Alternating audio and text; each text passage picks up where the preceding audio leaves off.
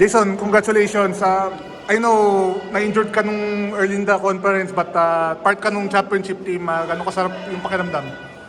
Sobrang saya kasi dito ulit kami na nakuha ulit namin yung championship. Alam yun, ilang years din na hindi namin nakukuha laging bitin. Kumbaga, so at least ngayon natapos na namin, nakuha namin yung championship. Jason, of course injured ka but may konting inggit na sana nasa floor ako kahit pa paano. Hindi ko alam kung ano yung nararamdaman ko. Baka, parang sana andun ako yung nandun dapat na tumutulong ako sa depensa sa mga teammates ko. Lalo na pag nakikita ko kung nababangga sila, alis andun ako nakakatulong ako sa depensa sa amin lang.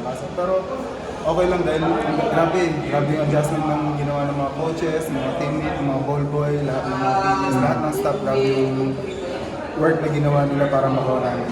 Sobrang galing sa talaga. Lalo na ngayon na nasa sideline ako, nakikita ko lahat ng ginawa ng lahat. Grabe yung sacrifices ng lahat. Kumusta progress mo since nung injury mo? Sabi nila mabilis daw eh. Sabi nila Okay. mabilis daw. Kasi marami na akong nagagawa ngayon.